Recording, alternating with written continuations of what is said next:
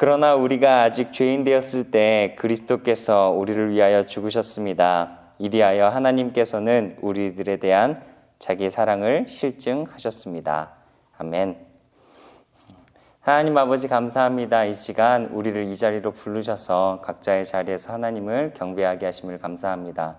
하나님, 우리를 하나님의 자녀로 새롭게 하셨습니다.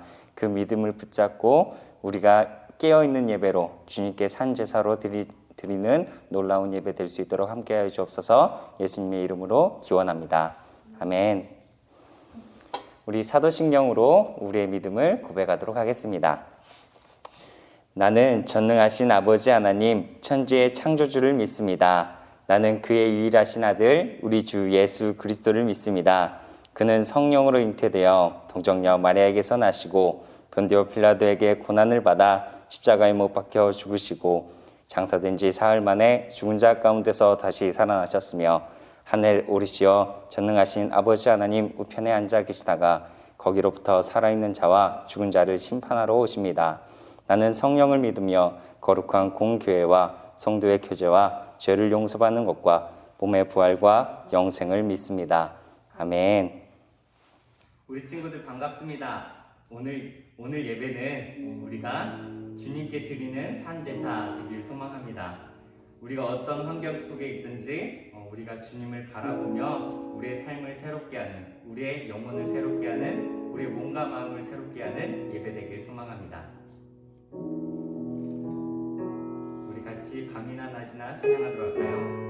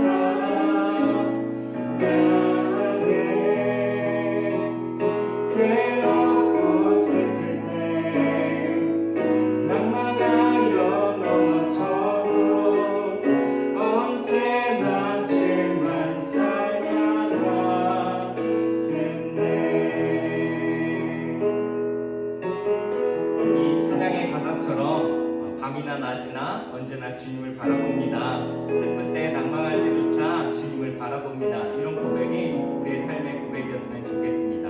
다시 찬양하도록 하겠습니다. 나의 소망 되신 주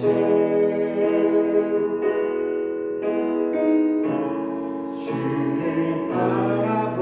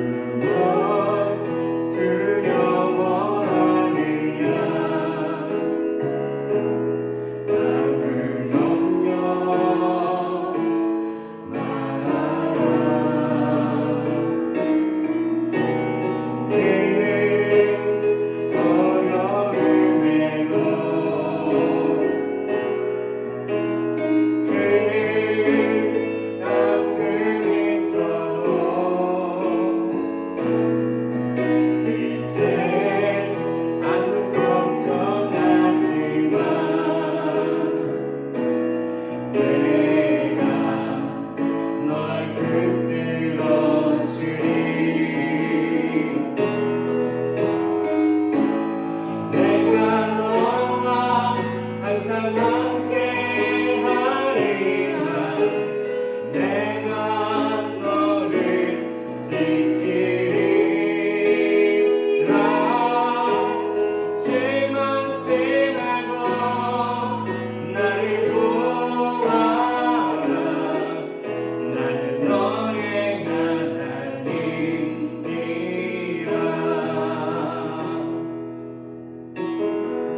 우리를 위로하시고 우리를 다시 한번 자녀 삼으시고 우리가 그 자녀됨으로 우리의 삶을 살아내고 우리가 다시 한번 기쁨 속으로 들어가고 우리 주님께서 원하시는 그 걸음을 다시 한번 걸어낼 수 있는, 다시 나를 세울 수 있는 귀한 성학대교회 친구들이길 소망합니다. 이 찬양을 다시 한번 부를 때에는 우리를 위로하시는 주님의 음성을 듣는 시간이었으면 좋겠습니다.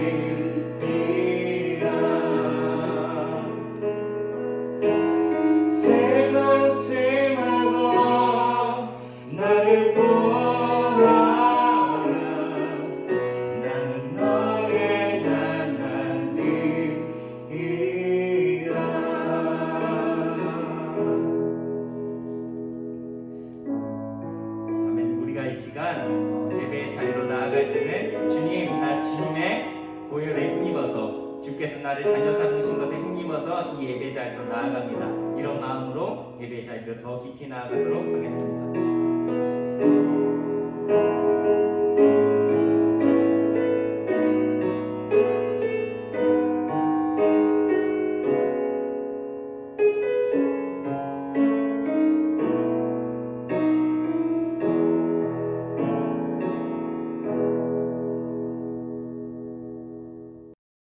참 좋으신 사랑의 하나님 감사합니다. 코로나19 바이러스 때문에 우리 송악대 교회 중고등부 지체들 함께 모여 예배를 드리지 못하고 있지만 각자 가정에서 예배를 드립니다. 우리의 예배를 봐주셔서 하나님의 자녀답게 살아가고 있는지 우리의 삶을 되돌아봅니다. 연약한 저희들 긍휼히 여기소서. 소소한 우리의 일상이 자유롭지 못하지만 우리 지체들 어디서나 서로를 중보하며 기도하게 하소서. 우리 친구들과 선생님들 말씀으로 천지를 창조하신 하나님을 찬양합니다. 우리의 공동체를 붙들어 주옵소서. 중간고사 중인 친구들과 함께 하시어 평안케 하시고 지치지 않게 하시며 마음껏 실력을 발휘할 수 있게 하옵소서. 목사님의 말씀을 통하여 우리 모두 결단과 감사가 일상의 생활로 이어져 그곳에서 하나님의 사랑을 함께 나눌 수 있는 넉넉한 마음을 주옵소서. 우리의 부모님을 위해 기도하게 하소서. 어서 빨리 하나님의 은혜 가운데 코로나19 백신이 개발되게 하소서. 예전처럼 함께 모여 예배드리며 우리의 삶을 나누길 원합니다. 건강한 모습으로 만나길 기대하며 길이요 진리요 생명이신 예수님의 이름으로 기도합니다. 아멘. 오늘 우리에게 주신 하나님의 말씀은 로마서 8장 35절부터 39절까지의 말씀입니다. 하나님의 말씀을 경청하십시오. 누가 우리를 그리스도의 사랑에서 끊을 수 있겠습니까? 환난입니까? 곤고입니까? 박해입니까? 굶주림입니까? 헐벗음입니까? 위협입니까? 또는 칼입니까? 성경에 기록한 바 우리는 종일 주님을 위하여 죽임을 당합니다. 우리는 도살당할 양과 같이 여김을 받았습니다. 한 것과 같습니다. 그러나 우리는 이 모든 일에서 우리를 사랑하여 주신 그분을 힘입어서 이기고도 남습니다. 나는 확신합니다. 죽음도 삶도 천사들도 권세자들도 현재일도 장래일도 능력도 높음도 깊음도 그 밖에 어떤 피조물도 우리를 우리 주 예수 그리스도 안에 있는 하나님의 사랑에서 끊을 수 없습니다. 이것은 하나님의 말씀입니다. 여러분 샬롬. 한 주 잘 지냈나요? 이렇게 사진을 보다 보니까 작년 이맘때쯤 막 야외 예배도 가고 체육대회도 하고 또 막 세례 입교 교육도 하고 그랬더라고요. 지금은 비록 함께 할 수 없어서 참 아쉽고 슬프지만 곧 그럴 날이 오겠죠. 그런 기대감으로 오늘도 예배를 통해서 하나님을 기억하고 또 공동체 서로를 기억하는 시간이 되었으면 좋겠습니다. 여러분 혹시 선물을 받아본 적 있나요? 한 번쯤은 있으실 거라 믿어요. 그때 기분이 혹시 어땠나요? 아마도 선물을 싫어하는 사람은 없겠죠. 막 설레기도 하고 행복하기도 하고 고맙기도 할 거예요. 그런 유쾌한 시를 쓰는 하상옥이라는 시인이 한 인터뷰에서 선물을 이것에 비유했대요. 당신에게 선물은 어떤 의미입니까? 물었더니 선물은 사랑입니다. 왜 사랑입니까? 물었더니 너무 많이 주면 고마운 줄 몰라 라고 대답했대요. 어때요? 좀 공감이 되시나요? 근데 저는 이 시를 이렇게 이 인터뷰를 보면서 이 말에 참 공감할 만한 분이 한 분 딱 떠올랐어요. 바로 하나님이 아닐까. 하나님이 우리를 보시면서 얘들이 내가 사랑을 막 퍼주었더니 고마운 줄을 모르네 라고 생각하시지 않을까라는 생각을 해봤습니다. 하나님이 부어주시는 풍성한 사랑에 우리는 혹시 점점 무뎌지고 있지는 않나요? 여러분은 어떤가요? 하나님의 사랑을 날마다 새롭게 또 풍성하게 감사함으로 또 누리고 또 그렇게 고백하고 있나요? 오늘 우리가 읽은 본문은 로마서의 하이라이트라고 할 수 있습니다. 마치 불꽃놀이의 마지막 장면 모두 다 아시죠? 막 이렇게 막 펑펑펑이 아니라 막 하늘을 수놓는 막 환하게 대낮처럼 밝히는 모든 폭죽을 막 다 플렉스하는 그런 엄청난 마지막 그 절정의 순간이 바로 오늘 로마서 8장의 본문과 같아요.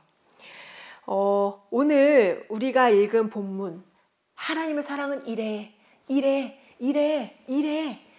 우리 가운데 하나님의 사랑을 마구마구 가르쳐주고 있습니다. 로마서는 사실 1장부터 우리는 죄인이야, 모든 사람은 죄인이야, 그래서 우리를 위하여 아들을 보내셨어, 죽으셨어, 구원하셨어, 막 점점 그렇게 계속 마치 드라마로 따지면 이렇게 착 고조되듯이 그렇게 8장까지 막 흘러와요. 그러다가 8장에 이르러서 바울은 4번의 질문을 딱 던집니다. 하나님이 우리 편이시며 누가 우리를 대적하겠습니까? 하나님께서 택하신 사람들을 누가 감히 고발하겠습니까? 의롭다 하시는 분이 하나님이신데 누가 감히 그들을 정죄하겠습니까? 누가 우리를 그리스도의 사랑에서 끊을 수 있겠습니까? 대답은 물론 모두 아니다, 아닙니다, 그럴 수 없습니다. 인데요. 이 말씀을 보면 이 세상 그 무엇도 하나님의 자녀, 구원받은 자녀들을 함부로 대할 수 없는, 마치 막 하나님의 자녀가 무적인 것처럼 그렇게 그리고 있어요. 그런데 사실 이 말씀은 우리가 무적이라는 것보다 그 이유를 더 강조하고 있습니다. 37절을 한번 볼까요? 그러나 우리는 이 모든 일에서 우리를 사랑하여 주신 그분을 힘입어서 이기고도 남습니다. 하나님의 자녀가 무적인 이유는 바로 우리를 사랑하시는 예수님 때문입니다. 비슷하지만 오답으로는 이런 것들이 있어요. 그러나 이 모든 일에 우리가 아무런 죄도 짓지 않았기 때문에, 우리가 이미 회개했기 때문에, 이미 예수님을 믿었기 때문에, 이미 하나님을 사랑했기 때문에. 비슷하지만 모두 다 정답이 아닙니다. 오직 우리를 먼저 사랑하시는 하나님, 그래서 하나뿐인 아들을 아낌없이 내어주신 그 하나님의 먼저 하신 사랑이 바로 우리를 무적으로, 그렇게 특별한 존재로 만드신 거예요. 그럼 과연 이 하나님의 우리를 향한 사랑이 얼마나 특별할까요? 먼저 하나님의 사랑은 아주 강력하다고 말합니다. 오늘 말씀 38절, 39절인데요. 나는 확신합니다. 죽음도 삶도 천사들도 권세자들도 현재일도 장래일도 능력도 높음도 깊음도 그 밖에 어떤 피조물도 우리를 우리 주 예수 그리스도 안에 있는 하나님의 사랑에서 끊을 수 없습니다. 메시지 성경으로 조금 더 쉽게 한 번 더 읽어드릴게요. 한번 잘 들어보세요. 생각할 수 있는 것이든 생각할 수 없는 것이든 절대적으로 그 무엇도 우리를 하나님의 사랑에서 떼어놓을 수 없습니다. 왜냐하면 우리 주 예수께서 우리를 꼭 품어 안고 계시기 때문입니다. 하나님의 나를 향한 사랑은 얼마나 강력하냐면 아마 이 세상에 존재하는 가장 강력한 초강력 접착제로 붙인 것보다 더 강력할 거예요. 그 강력한 접착제로 붙인 것처럼 하나님의 사랑에서 우리를 끊어놓을 수 있는 것은 그 무엇도 없다고 합니다. 죽음도 삶도, 우리의 생명도, 우리의 질병도, 천사도 권세자들도, 세상에 그 어떤 힘 있는 존재도, 현재일도 장래일도, 시간을 초월하여 높음도 깊음도, 모든 공간을 초월하여 그 밖에 어떤 피조물도, 세상의 그 어떤 존재도 감히 나를 향한 하나님의 사랑을 방해할 수 없어요. 중요한 건 내 믿음 때문이 아니라, 내 의로움이 아니라 나를 향한 하나님의 강력한 사랑, 예수님이 나를 꼭 품어 안고 계시기 때문이에요. 두 번째, 하나님의 사랑은 또 단지 감정적인 사랑은 아니라고 합니다. 비현실적인 막 동화 같은 판타지도 아니에요. 행동하는 아주 실천적인 사랑이에요. 요한일서 4장 10절엔 이런 말씀이 있어요. 사랑은 이 사실에 있으니 곧 우리가 하나님을 사랑한 것이 아니라 하나님이 우리를 사랑하셔서 자기 아들을 보내어 우리의 죄를 위하여 화목제물이 되게 하신 것입니다. 하나님은 자신의 하나뿐인 독생자 예수 그리스도를 우리에게 보내주셨어요. 우리를 향한 하나님의 사랑을 그래서 아주 확실하게 보여주셨어요. 하나님의 사랑은 주저함도 고민함도 때론 말뿐인 생각만이 아닌 어떠한 계산도 없는 도박처럼 확률에 거는 것도 아닌 확실한 아주 확고한 사랑이에요. 여러분은 이 하나님의 사랑을 확신하십니까? 사도 바울은 이렇게 고백해요. 내가 확신하노니, 하나님의 사랑을 내가 확신하노니, 확실히 아노니, 이렇게 말하진 않았어요. 그럴 것 같아. 아마도 내 생각엔 그렇게 들었어. 그럴 수도 있겠지. 그 이유는 단지 개인의 믿음 때문이 아니에요. 하나님의 사랑이 의심할 여지 없이 확실하기 때문이에요. 자기 아들을 우리 가운데 보내셔서 그 사랑을 확증하셨느니라. 그 하나님의 확실한 사랑이 있었기 때문이에요. 우리도 사도 바울처럼 내가 확신합니다. 나를 향한 하나님의 사랑을 내가 확신해요. 라고 늘 고백하면 좋겠지만 사실 눈에 보이지 않는 하나님 또 그 사랑을 우리가 확신하기는 참 어려워요. 정작 눈에 보이는 내 옆에 있는 사람의 사랑도 우리가 확신하지 못하는데 어떻게 눈에 보이지 않는 하나님의 사랑을 우리가 확실하게 알 수 있을까요? 때로는 크고 작은 어려움에 걸려서 그 사랑을 의심할 때도 참 많죠. 그래서 하나님이 우리에게 주신 확실한 증거가 있어요. 바로 성경, 말씀이에요. 성경은 하나님의 러브레터 모음집과도 같습니다.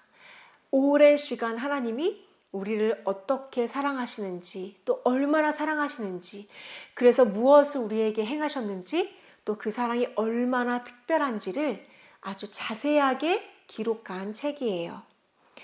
우리는 말씀을 통해서 하나님의 사랑을 알 수 있어요.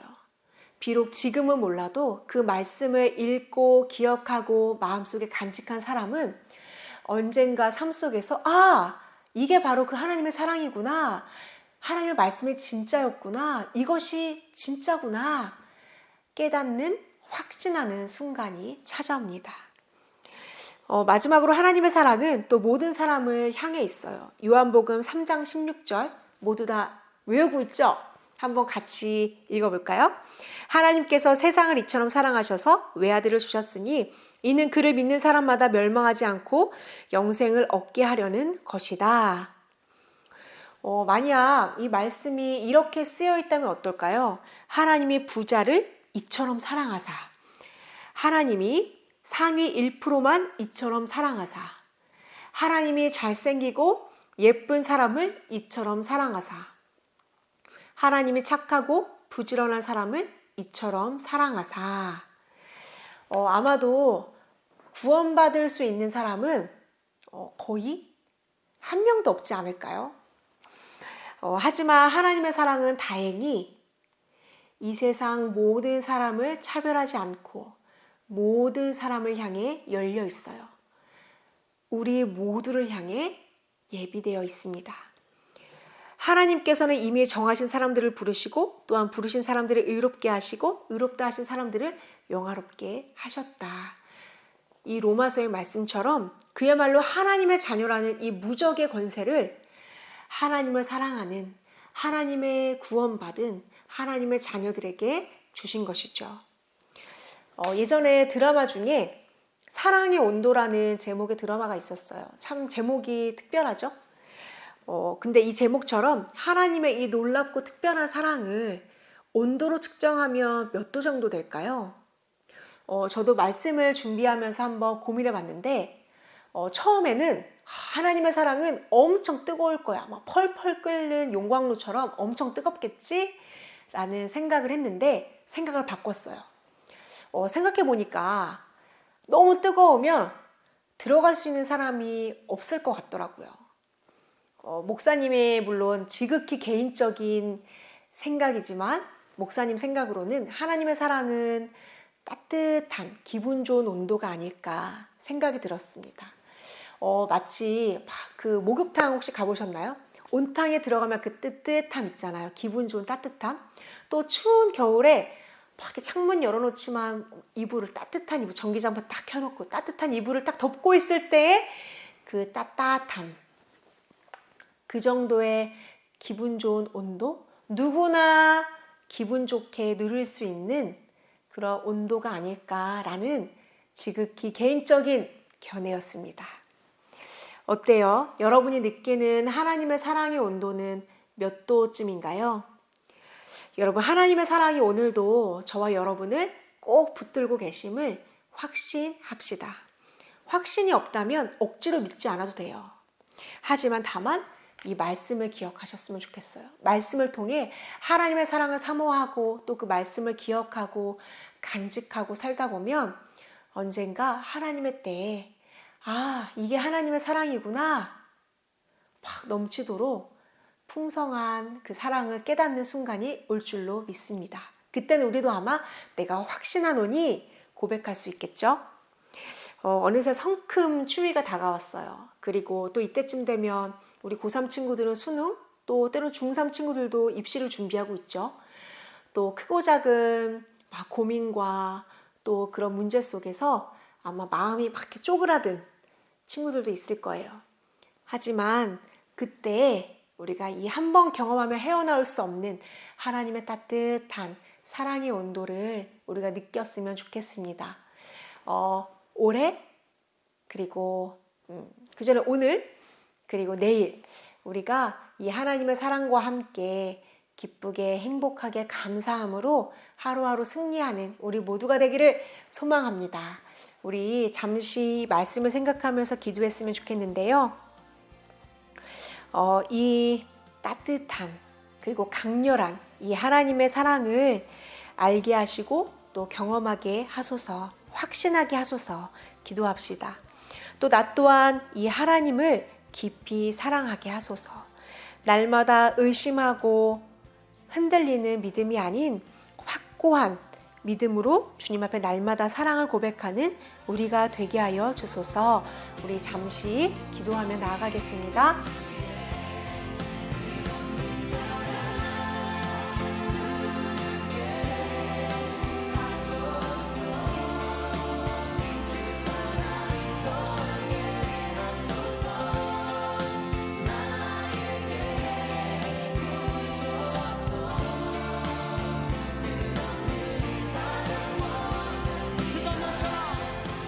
하나님 감사합니다. 우리를 향한 그 무엇도 끊을 수 없는, 방해할 수 없는 강력한 하나님의 사랑을 기억합니다. 우리 눈에 보이지 않을 때에도 말씀을 기억하며 하나님의 그 사랑을 누리고 또 사랑에 감사하는 우리가 되게 하여 주옵소서.